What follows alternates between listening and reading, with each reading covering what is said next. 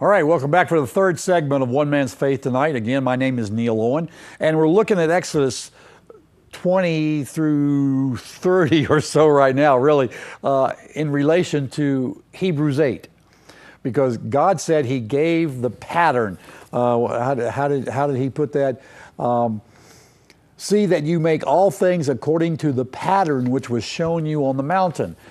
Now, we just talked about the fact that God spoke to the people. They got frightened. They said, Moses, you go hear from God and then tell us. And so that's what happens. And in chapter 24 of Exodus, verse 4, Moses wrote down all the words that the Lord had spoken to him in chapters 21 to 24. All right, and then in verse 7 of 24, it says, then Moses took the book of the covenant. Whoa. What is that? That's chapters 21 to 24. That's the book of the covenant. And he read it to the people. Moses read it to the people, and they said, all that the Lord has said, we will do. Really confident there. We will be obedient. And they made a covenant, and blood was spilt. The blood of the covenant is spilt. And then after that, verse 9, it says, then Moses went up with Aaron, Nadab, Abihu, and 70 of the elders, and listen, and they saw the God of Israel. I didn't realize that was there. They saw the God of Israel, and under his feet there appeared to be a pavement of sapphire, as clear as the sky itself.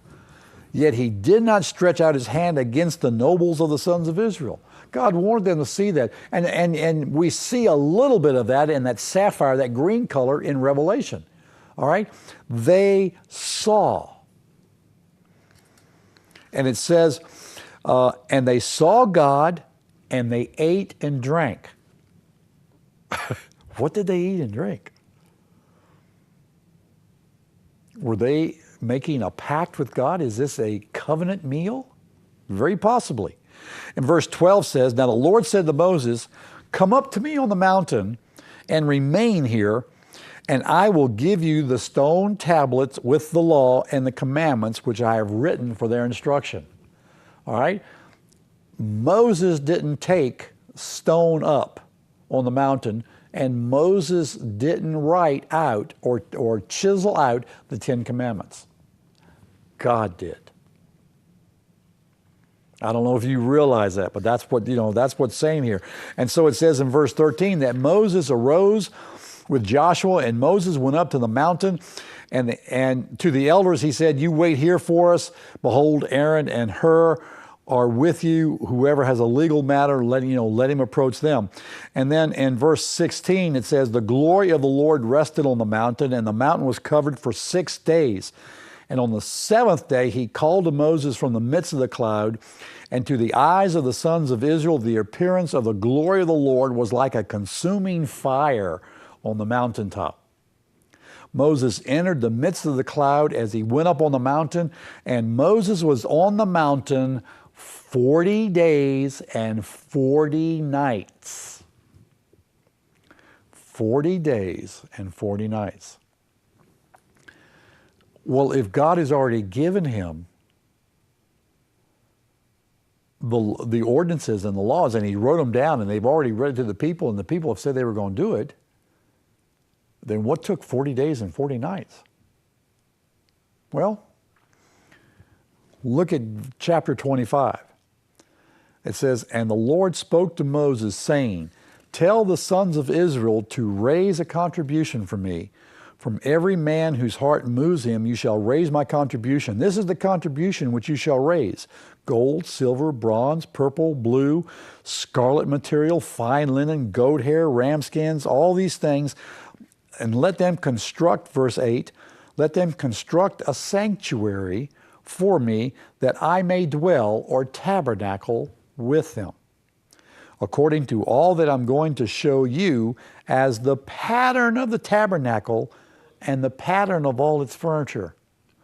And then from there, excuse me, to part of chapter 31, God gives Moses all the detail for the tabernacle.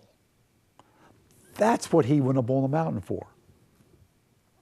To get the details on how to build the tabernacle that God was going to dwell in and inhabit while he was with them.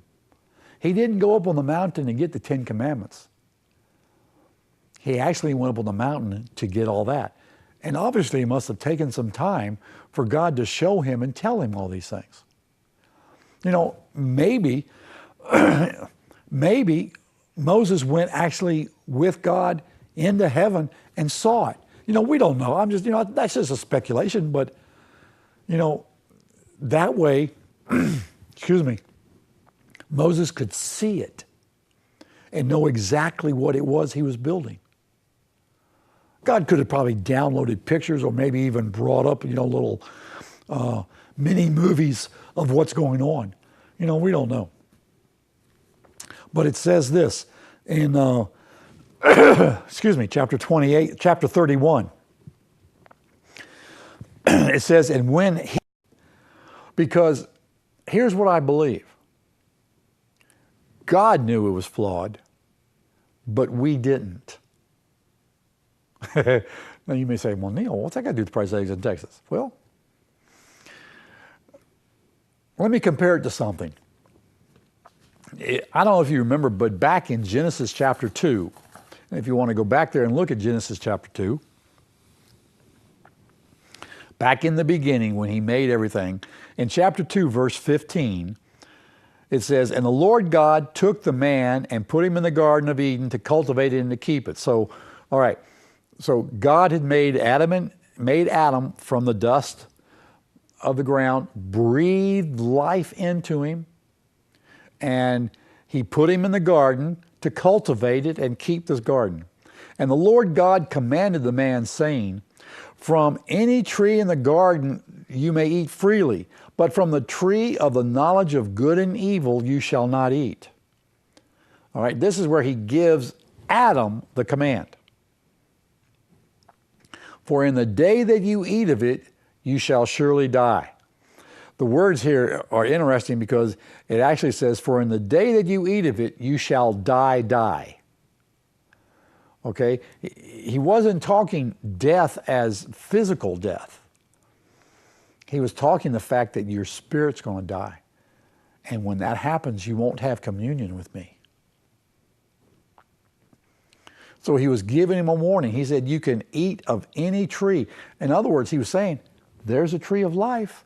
Eat of it. But before they could get that far, we know what happens. Now, at this point, Eve hasn't come into being yet, okay? This is just Adam. God made Adam. God put him in the middle of the garden to cultivate it and to keep it, and he gave him this command. He says, from any tree you may eat freely, but from the tree of the knowledge of good and evil. Now, how Adam knew that which tree that was, we have to assume that God showed him. Okay? He says, you shall not eat from that tree. For in the day that you eat of it, you shall surely die. You shall surely die. Now, let's hold that thought because I want you to see something as we come in. Now, how this deals with what we looked in Hebrews, you'll find out in just a minute. So let's take this break and I'll be right back.